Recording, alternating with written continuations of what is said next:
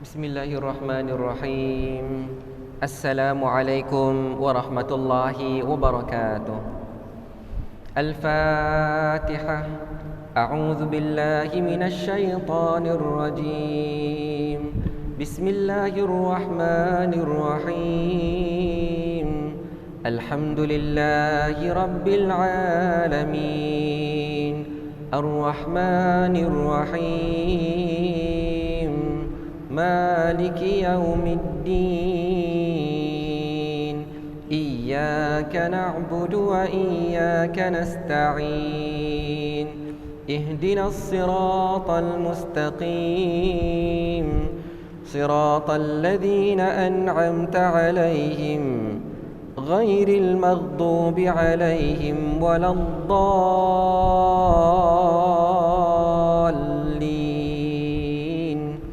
آمين.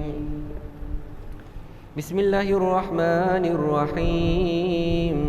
الحمد لله رب العالمين والصلاة والسلام على أشرف الأنبياء والمرسلين وعلى آله وصحبه أجمعين.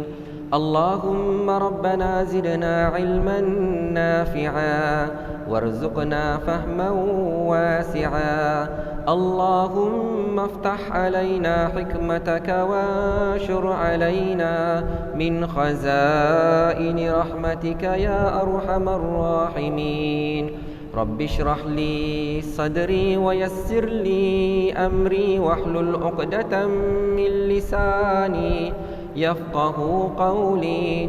اللهم يا معلم آدم علمنا ويا مفهم سليمان فهمنا. اللهم فقهنا في الدين وعلمنا التأويل. آمين آمين والحمد لله رب العالمين. Alhamdulillah, tuan-tuan dan puan-puan yang dirahmati Allah Subhanahu wa taala. Pertama sekali marilah sama-sama kita panjatkan kesyukuran kepada Allah Subhanahu wa taala. Kerana pada malam ini alhamdulillah syukur pada Allah. Allah panjangkan lagi umur kita. Allah berikan kesihatan yang baik kepada kita. Allah kurniakan taufik dan hidayah kepada kita. Bahkan Allah bukakan hati kita dan Allah lapangkan masa kita hingga sama-sama dapat kita datang ke rumah Allah Subhanahu wa taala pada malam ini. Alhamdulillah, sama-sama dapat kita dirikan salat fardu maghrib secara berjemaah. Alhamdulillah dan syukur pada Allah Subhanahu wa taala kerana pada malam ni sama-sama dapat kita teruskan lagi pengajian kitab At-Tibyan fi Adab Hamalatil Quran yang dikarang oleh Al-Imam An-Nawawi rahimahullahu taala. Tuan-tuan dan puan-puan dirahmati Allah Subhanahu wa taala, sebagaimana kita semua maklum bahawa kita telah pun berada pada penghujung kitab ini, iaitu bab yang ke-9, bab yang membicarakan tentang penulisan Al-Quran dan memuliakan mushaf. Dan sebagaimana yang kita telah pelajari pada minggu yang lalu dan sebelumnya, Al-Imam An-Nawawi rahimahullahu ta'ala sendiri menyebutkan bahawa beliau menulis bab ini dengan ringkas sahaja. Tetapi memandangkan kita dah sama-sama belajar, insya-Allah saya akan terangkan serba sedikit tentang kisah yang berlaku di sebalik fasa penyalinan Al-Quran pada zaman Sayyidina Uthman bin Affan radhiyallahu anhu. Kurang jelas ke? Boleh ke? Sana boleh dengar? Tak dapat dengar? Mungkin kalau nak adjust sikit ke? Minta tolong saudara Manan kita. Kod-kod boleh apa? Dia punya volume dekat atas sekali tu. Ya.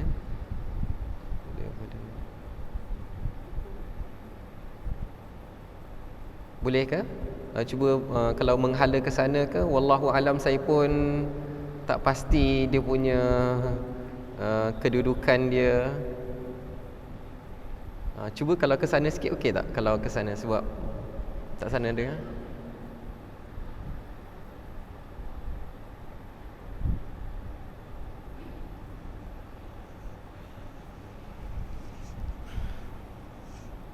Tak boleh. Sekejap saya cuba pasangkan beberapa speaker yang ada.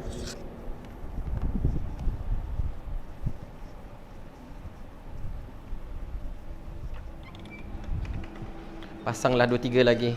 Orang tak dengar.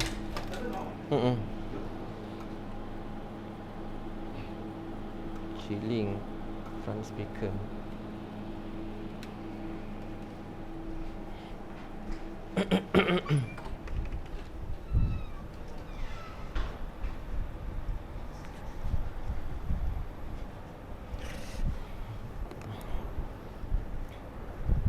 Bismillahirrahmanirrahim.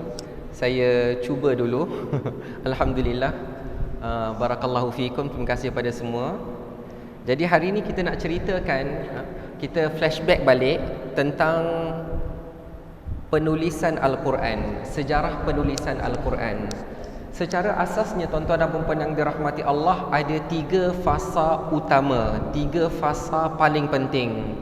Yang pertama kita namakan fasa penulisan, yang berlaku pada zaman Nabi Muhammad sallallahu alaihi wasallam. Dan kita harus tahu pada zaman Nabi Muhammad sallallahu alaihi wasallam Al-Quran telah pun tertulis. Tetapi tidak dikumpulkan di dalam satu mushaf, ya. Ada sahabat yang menulis sebahagian surah, ada para sahabat lain yang menulis sebahagian surah, tidak terkumpul dalam satu mushaf. Kemudian setelah kewafatan Rasulullah sallallahu alaihi wasallam bersambung lagi fasa yang kedua, iaitu fasa pengumpulan Al-Quran. Sebagaimana yang kita telah ceritakan pada minggu yang lalu, pada zaman pemerintahan Saidina Abu Bakar As-Siddiq, beliau sebagai khalifah menghadapi beberapa ujian. Antaranya ada di antara kabilah-kabilah yang enggan membayar zakat. Ada kabilah-kabilah yang enggan menunaikan salat. Bahkan adanya nabi-nabi yang palsu. Jadi berlakulah satu peperangan yang dinamakan sebagai peperangan Yamamah, yang menyebabkan 70 orang hufaz, para penghafal Al-Quran yang terkorban di dalam medan peperangan tersebut, hingga menyebabkan Saidina Umar Ibn Al-Khattab menyuarakan kerisauan dia. Jadi dia mencadangkan kepada Saidina Abu Bakar As-Siddiq untuk mengumpulkan Al-Quran. Akhirnya terkumpullah Al-Quran yang diketuai oleh Zaid bin Thabit radhiyallahu anhu. Itu fasa yang kedua. Manakala pada malam ini insya-Allah kita akan bicarakan tentang fasa yang ketiga, namanya fasa penyalinan. Okay. Fasa pertama penulisan, fasa kedua pengumpulan, fasa yang ketiga adalah penyalinan. Kenapa Al-Quran disalin-salin semula? Baik, kita baca dulu apa yang disebutkan oleh Al-Imam An-Nawawi rahimahullahu ta'ala. Kemudian barulah saya jelaskan beberapa pandangan ataupun kisah yang disebutkan oleh para ulama Rasmul Quran. Kata Al-Imam An-Nawawi rahimahullahu ta'ala, pada zaman Uthman, maksudnya ketika mana Sayyidina Uthman menjadi khalifah, iaitu khalifah yang ketiga. Semasa Islam semakin tersebar, Sayyidina Uthman bimbang akan berlaku perselisihan yang membawa kepada manusia meninggalkan suatu kandungan dalam Al-Quran atau menambahnya. Dikhawatiri Al-Quran itu ada yang terkurang, ataupun dikhawatiri Al-Quran itu ada yang tertambah. Maka beliau menyalin seluruh kandungan yang berada pada Hafsah. Hafsah ni siapa? Hafsah binti Umar radhiyallahu anhuma. Hafsah radhiyallahu anha merupakan anak kepada Sayyidina Umar Ibn Al-Khattab radhiyallahu anhu, yang juga merupakan isteri Rasulullah sallallahu alaihi wasallam. Maka beliau menyalin seluruh kandungan yang berada pada Hafsah radhiyallahu anha yang telah dikumpulkan oleh para sahabat dahulu. yang telah dikumpulkan oleh para sahabat dahulu merujuk kepada fasa yang kedua, iaitu ketika mana Sayyidina Abu Bakar As-Siddiq meminta Zaid bin Thabit mengumpulkan Al-Quran kepada beberapa mushaf, kepada beberapa naskah mushaf, dan dihantar ke negara-negara lain serta mengarahkan agar naskah yang bercanggah dengannya dihapuskan. Tindakan beliau ini adalah kehendaknya sendiri dengan persetujuan Sayyidina Ali bin Abi Talib, para sahabat serta selain daripada mereka. Baik, nanti akan ada kisahnya lagi, ataupun saya akan habiskan dulu tuan-tuan dan puan-puan dirahmati Allah. Kata Al-Imam An-Nawawi rahimahullahu ta'ala, sebenarnya mushaf belum dikumpulkan sebegini oleh Nabi SAW dalam satu mushaf, kerana baginda tahu akan berlaku penambahan dan penasakhan sebahagian ayat yang dibaca. Baginda merasakan sedemikian sehinggalah kewafatan baginda SAW. Apabila Sayyidina Abu Bakar dan para sahabat yang lain radhiyallahu anhum merasakan ia sudah tidak berlaku, iaitu tidak akan turun lagi wahyu dan pengumpulannya mengandungi maslahah, maka mereka radhiyallahu anhum melakukannya. Saya baca satu lagi perenggan supaya kita faham cerita yang saya nak bawakan, insya-Allah. Ulama berbeza pendapat tentang bilangan mushaf yang dihantar ke negara-negara Islam. Imam Abu Amru Ad-Dani berkata, kebanyakan ulama berpendapat bahawa Sayyidina Uthman menyalin 4 naskah mushaf lalu dihantar setiap satunya ke Basrah, ke Kufah, ke Syam, dan satu lagi disimpan di sisinya. Manakala Abu Hatim As-Sijistani pula berkata, Sayyidina Uthman telah menyalin 7 naskah mushaf, lalu setiap satunya dihantar ke Mekah, ke Syam, ke Yaman, ke Bahrain, ke Basrah, ke Kufah, dan satu disimpan di Madinah. Inilah ringkasan peristiwa terawal berkenaan pengumpulan mushaf, dan banyak lagi hadis di dalam kitab sahih yang menjelaskannya. Okay. Baik tuan-tuan dan puan-puan dirahmati Allah Subhanahu wa taala, itu merupakan sedikit gambaran yang diceritakan oleh Al-Imam An-Nawawi rahimahullahu taala kepada kita. Baik. Tuan-tuan dan puan-puan dirahmati Allah Subhanahu wa taala, kita nak dapatkan sedikit gambaran. Ketika Sayyidina Abu Bakar As-Siddiq radhiyallahu anhu memimpin kerajaan ketika itu, beliau tetap meneruskan usaha dakwah, berkembang dan berkembang. Bahkan ketika mana Sayyidina Abu Bakar As-Siddiq meninggal dunia, lalu digantikan tempatnya oleh Sayyidina Umar Ibn Al-Khattab radhiyallahu anhu, ketika itu kerajaan Islam telah menjadi satu empire yang besar, telah meluas, ya, sampailah ke Habasyah, sampailah ke Yaman, sampailah ke Iraq, sampailah ke Syam. Luas sekali. Kemudian tuan-tuan dan puan-puan dirahmati Allah Subhanahu wa taala, meninggalnya ataupun wafatnya Sayyidina Umar Ibn Khattab digantikan pula oleh khalifah yang ketiga, iaitu Sayyidina Uthman bin Affan radhiyallahu anhu. Baik. Setelah kewafatan khalifah yang pertama dan khalifah yang kedua, Sayyidina Uthman bin Affan diangkat menjadi khalifah yang ketiga. Jadi ketika itu tuan-tuan dan puan-puan yang dirahmati Allah, pelbagai usaha telah dilakukan oleh Sayyidina Uthman untuk memelihara Al-Quran dan menyatukan umat Islam dalam bacaan Al-Quran. Jadi bermula kisah ini pada tahun yang ke-25 Hijrah. Jadi kalau kita buat perbandingan kisah tuan-tuan dan puan-puan yang dirahmati Allah, pengumpulan Al-Quran buat kali yang pertama pada zaman Sayyidina Abu Bakar As-Siddiq berlaku kira-kira pada tahun yang ke-11 dan ke-12 Hijrah, ya. Jadi kalau kita kira lebih kurang 14 tahun yang berikutnya baru peristiwa penyalinan Al-Quran berlaku. 13 hingga 14 tahun barulah berlakunya fasa yang ketiga ini. Maka sewaktu Islam telah berkembang ke serata tanah Arab, ya, tanah Arab semua sekali telah berkembang agama Islam. Kemudian penduduk Syam dan Iraq telah keluar beramai-ramai untuk memerangi negeri Armenia dan Azerbaijan. Kita tahu di belah utara hampir-hampir dengan Rusia. Jadi ketika itu tuan-tuan dan puan yang dirahmati Allah, ada seorang sahabat namanya Huzaifah Al-Yaman. Ya, ni watak penting dalam fasa pengumpulan, fasa penyalinan Al-Quran. Ini watak penting.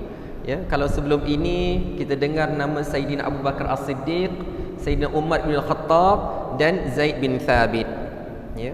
Tetapi dalam kisah ataupun fasa penyalinan Al-Quran, antara watak utama adalah Huzaifah bin Al-Yaman. Sebab apa tuan-tuan dan puan dirahmati Allah? Dia adalah di antara sahabat yang dihantar oleh Sayyidina Uthman bin Affan untuk pergi berperang ke Iraq.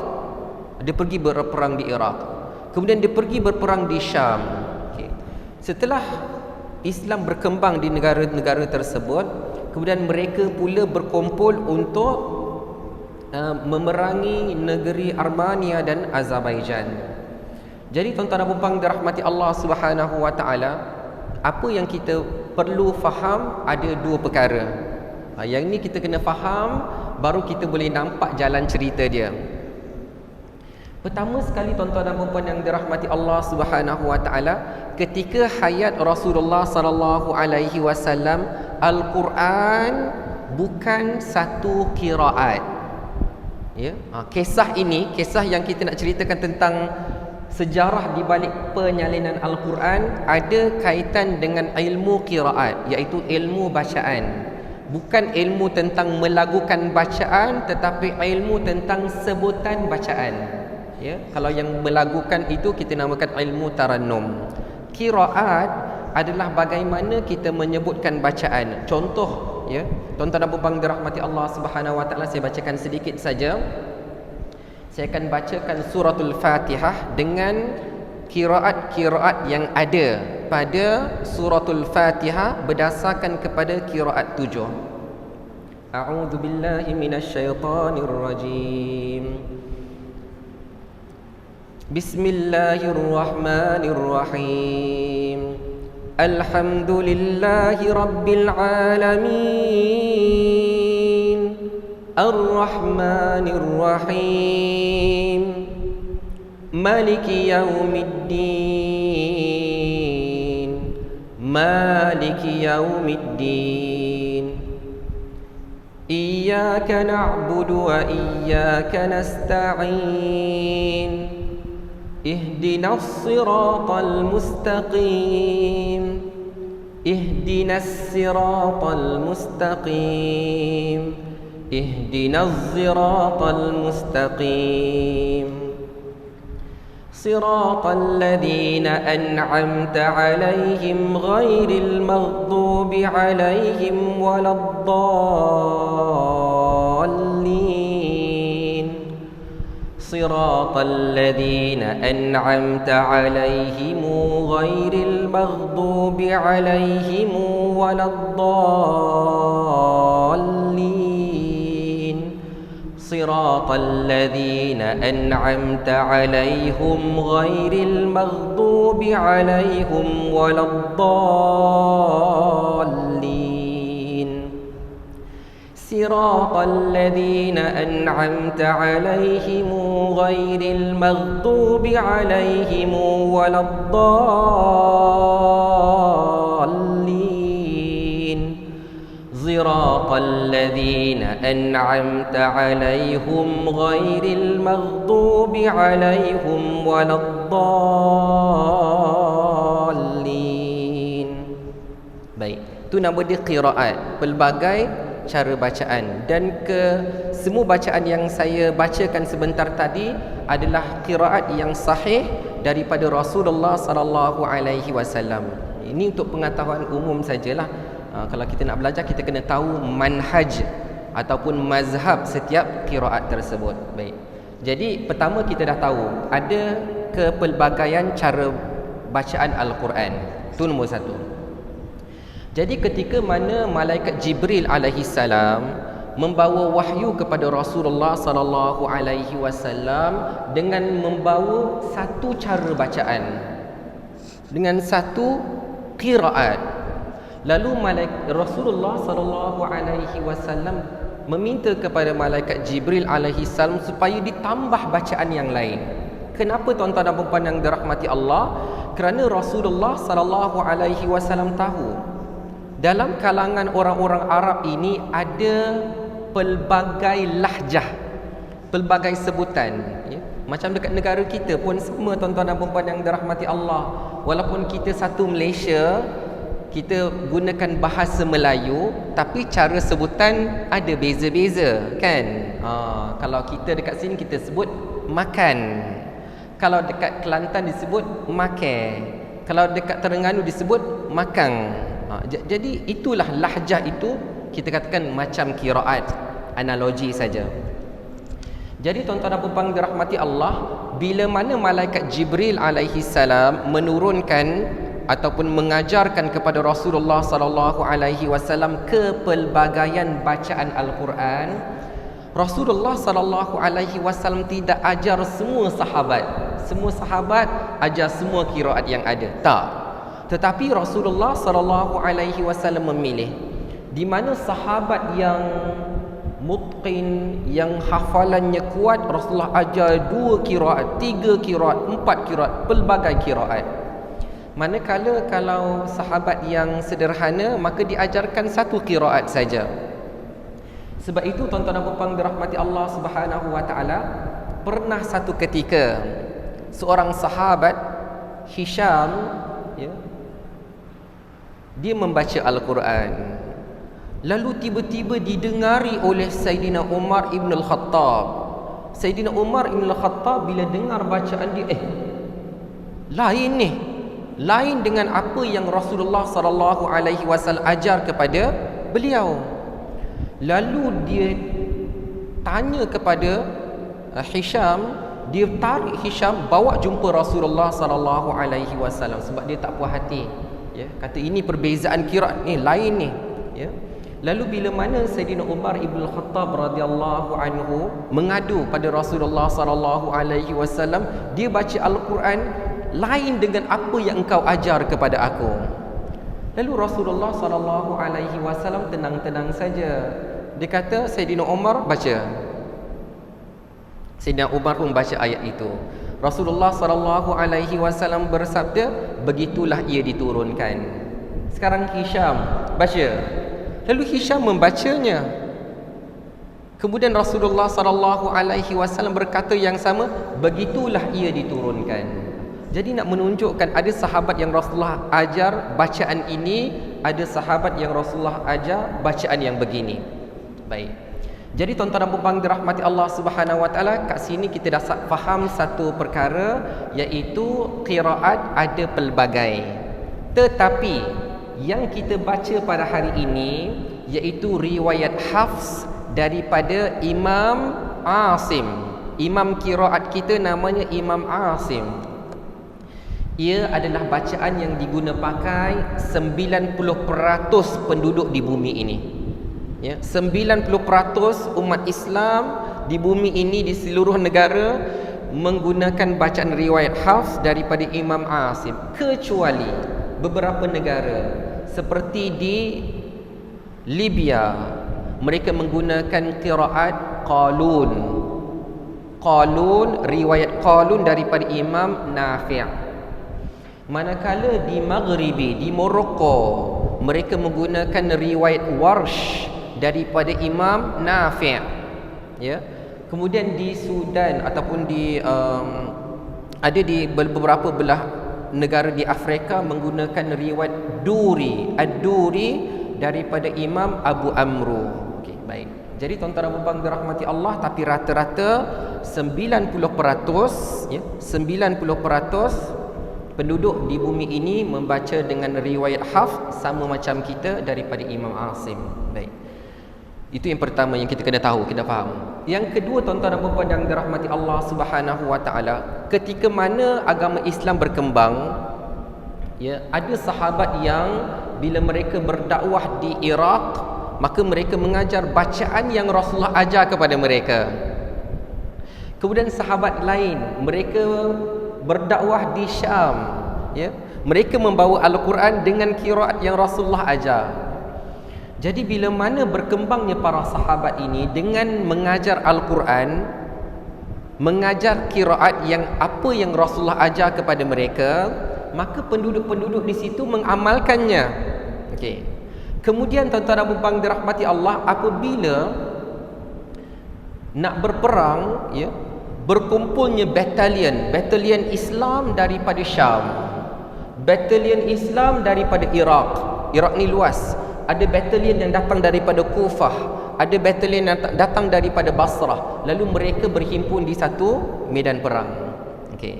Bila dah berkumpul dekat situ, tuan-tuan dan puan-puan yang dirahmati Allah Subhanahu wa taala, mereka saling dengar bacaan Al-Quran di antara satu sama yang lain. Ya. Jadi orang-orang di Iraq, orang-orang di Kufah, bila dengar orang Syam baca Al-Quran, lain bunyinya, ya. Jadi macam bacaan saya tadi yang saya bacakan, Ihdinaz siratal mustaqim siratal ladzina an'amta 'alaihim ghairil maghdubi 'alaihim waladdallin. Itu bacaan daripada imam ataupun riwayat khalaf daripada Imam Hamzah. Cuba kita bayangkan kalau kita solat satu tempat, tiba-tiba imamnya baca macam tu, ni salah ni, bukan him. Macam itulah lebih kurang ceritanya kan. Jadi tuan-tuan dan puan-puan dirahmati Allah Subhanahu wa taala, ya, itu mungkin kalau kita pergi negara orang. Bagaimana pula kalau orang daripada luar datang kat sini, dia bawa bacaan tu, kita kata ni kena report ni, ya. Jadi mulalah perselisihan berlakulah perpecahan, berlakulah perbalahan di kalangan para sahabat. Kerana apa tuan-tuan dan puan-puan dirahmati Allah? Pertama, mereka mempertahankan bacaan mereka sendiri. Kami belajar daripada sahabat, ya. Sahabat bukan calang-calang sahabat, dan sahabat yang kami belajar daripada Rasulullah sallallahu alaihi wasallam. Yang lain akan jawab ke, kami pun belajar daripada sahabat juga, ya. Sahabat kami itu belajar dengan Rasulullah sallallahu alaihi. Jadi berlaku perbalahan. Jadi menyebabkan mereka saling menyalahi di antara satu sama yang lain. Okey. Jadi ada sebahagian para ulama menyebutkan perbalahan berlaku. Perbalahan boleh tercetus bila kurangnya ilmu. Ya. Bila kurangnya ilmu, maka perbalahan boleh saja berlaku, ya. Saya buat contoh dululah sikit, tuan-tuan dan puan-puan dirahmati Allah Subhanahu wa taala. Ini contoh saja, ya. Contohnya bila kita belajar tajwid, ya. Belajar tajwid, ada hukum iqlab. Itu nun mati berjumpa ba ataupun tanwin berjumpa dengan huruf ba. Ya, contohnya mim ba'di, ya. Ada di antara guru yang mengajar rapat saja mim ba'di. Ada yang menyebutkan renggangkan sedikit. Jadi bunyi dia mim ba'di. Beza. Jadi tuan-tuan dan puan-puan dirahmati Allah, kalau orang yang tahu, mudah saja, ya. Yang rapat pun betul, yang renggang pun betul. Tetapi kalau kita tak tahu, ni salah ni. Guru saya kata tak boleh renggang-renggang, ya. Kalau renggang salah. Jadi tuan-tuan dan puan dirahmati Allah, yang seorang tu pula kata mana boleh. Saya daripada kecil sampai besar semua kata renggang-renggang, ya. Jadi berbalah. Tapi kalau kita tahu, mudah saja. Dua-dua boleh tuan-tuan dan puan dirahmati Allah. Sebagaimana dalam satu trip kami pergi ke Al-Azhar, kami pergi ke Ma'had Syubra, Ma'had Qiraat di Syubra, dan kami bertanya kepada masyayikh, syekh-syekh qiraat di sana. Dia kata dua-dua boleh, tak ada masalah, ya. Simple saja. Kadang-kadang kita kasi ni salah kan. Jadi tuan-tuan dan puan dirahmati Allah, tu gambaran saja. Jadi tuan-tuan dan puan dirahmati Allah, okey. Saksi yang melihat perkara itu berlaku adalah Huzaifah Al-Yaman, ya. Huzaifah Al-Yaman, dia seorang sahabat, dia sendiri seorang sahabat, ya. Jadi dia balik ya, ke Madinah, ya, dan dia mengkhabarkan tentang perbalahan yang berlaku itu kepada Sayyidina Uthman bin Affan radhiyallahu anhu, ya. Jadi dengan harapan Sayyidina Uthman waktu itu khalifah, ya, ketua, orang nombor satu, Huzaifah berharap Sayyidina Uthman boleh lakukan sesuatu untuk menyelesaikan perkara tersebut agar jangan berterusan peperangan ataupun perbalahan ya, di antara para tabi'in, ya, dalam batalion-batalion perang tersebut. Jadi tuan-tuan dan puan dirahmati Allah, itulah puncanya yang mencetuskan kenapa Sayyidina Uthman bin Affan bertindak untuk menyalin semula Al-Quran. Jadi kita akan tengok kenapa, ya. Tuan-tuan dan puan dirahmati Allah, bagi menangani masalah itu, ya, perdebatan di antara tabi'in, ya, tentang bacaan Al-Quran, maka Sayyidina Uthman bin Affan radhiyallahu anhu telah melantik sekumpulan para sahabat, melantik sekumpulan para sahabat yang tetap diketuai oleh orang yang sama, iaitu Zaid bin Thabit, ya. Zaid bin Thabit pernah jadi ketua kumpulan penulis Al-Quran pada zaman Sayyidina Abu Bakar As-Siddiq, sekali lagi dilantik untuk menjadi ketua kumpulan penulis Al-Quran ataupun kita kata penyalinan Al-Quran. Kemudian dibantu oleh beberapa orang sahabat, antaranya Abdullah bin Zubair, Sa'id bin Al-As dan Abdurrahman bin Al-Harith, ya, untuk melakukan tugasan kedua ni, tugasan untuk penyalinan Al-Quran pula. Maka apa yang berlaku adalah Sayyidina Uthman bin Affan bila nak berlaku penyalinan ini telah meminta kepada Hafsah radhiyallahu anha, minta izin daripada Hafsah radhiyallahu anha untuk meminjam mushaf, ya, mushaf yang pernah ditulis pada zaman Sayyidina Abu Bakar As-Siddiq untuk disalin. Kita kena faham juga beberapa karakter, ya, yang ada pada diri Sayyidina Uthman bin Affan. Sayyidina Uthman bin Affan, kalau kita belajar tentang peribadi dia, dia antara sahabat yang sangat-sangat pemalu. Dia sangat pemalu. Dan bila mana ketika mana pada zaman Sayyidina Umar ibn al-Khattab radhiyallahu anhu, dia menjadi khalifah yang kedua, Al-Quran tersimpan pada dia, ya, mushaf yang dikumpulkan itu ada pada dia. Kemudian apabila dia meninggal dunia, Quran itu dijaga oleh Hafsah. Hafsah ini isteri Rasulullah sallallahu alaihi wasallam. Jadi Sayyidina Uthman bin Affan dia sangat malu. Dia sangat malu dengan isteri Rasulullah sallallahu alaihi wasallam, bukan pangkat biasa. Ni adalah isteri Rasulullah sallallahu alaihi wasallam, sebab tu dia tak ambil, ya, cuma dia pinjam untuk melakukan penyalinan semula.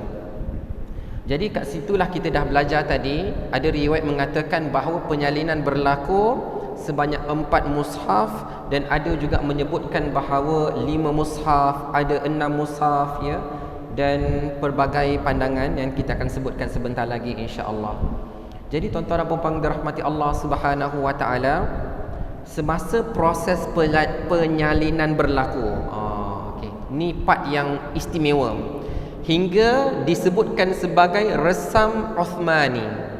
Ada part kat waktu ini yang istimewa. Apa dia? Dia tak sama macam kaedah yang telah ditetapkan oleh Zaid bin Thabit ketika membuat penulisan kali yang pertama. Tetapi pada fasa ini telah ada garis panduan dia. Dah ada garis panduan dia, yang kita akan sebutkan selepas ini sebagai Rasmul Uthmani.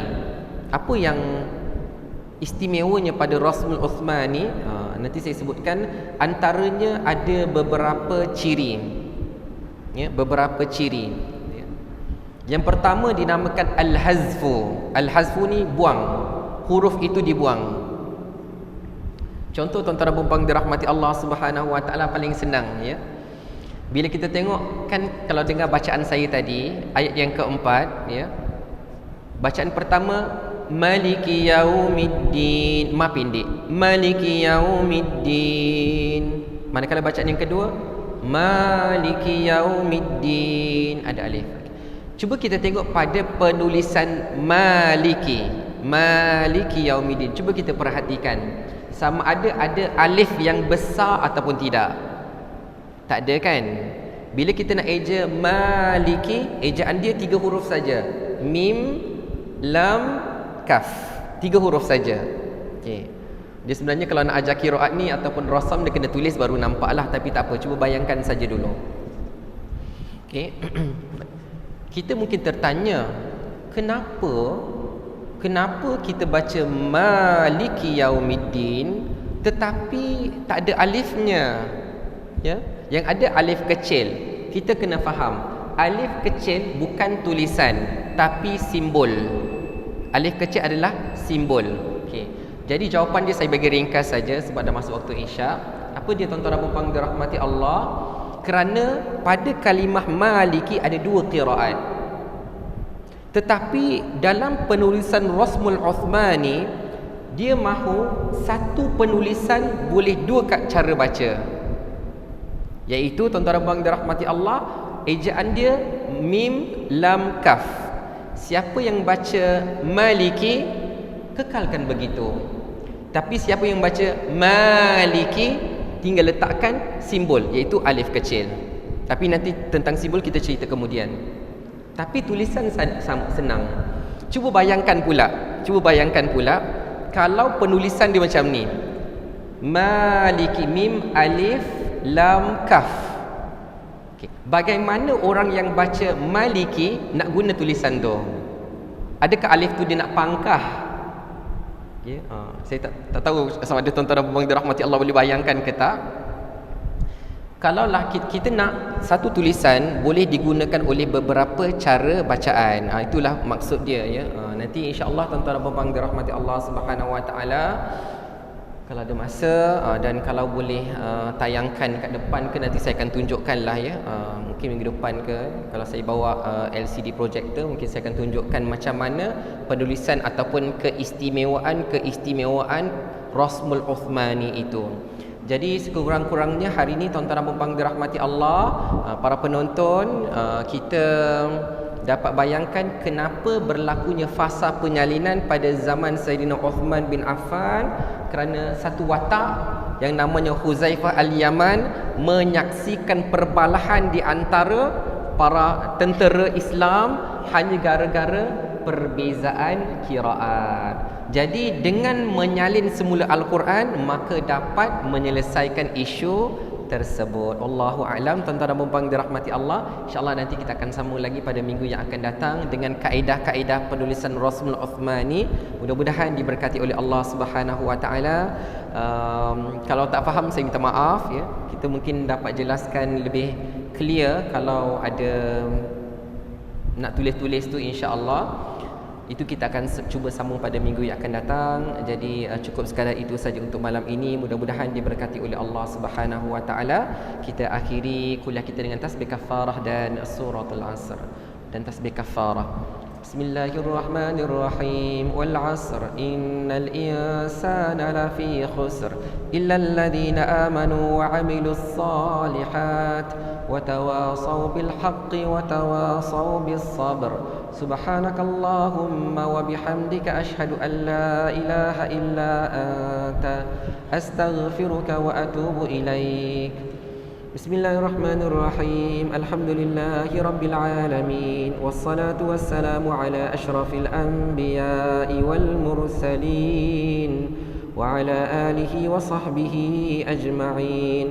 Allahumma arhamna bil Qur'an waj'alhu lana imaman wa nuran wa hudan wa rahmah. اللهم ذكرنا منه ما نسينا وعلمنا منه ما جهلنا وارزقنا تلاوته آناء الليل وأطراف النهار واجعله لنا حجة لنا يا رب العالمين والحمد لله رب العالمين. وبارك الله فيكم والسلام عليكم ورحمة الله وبركاته.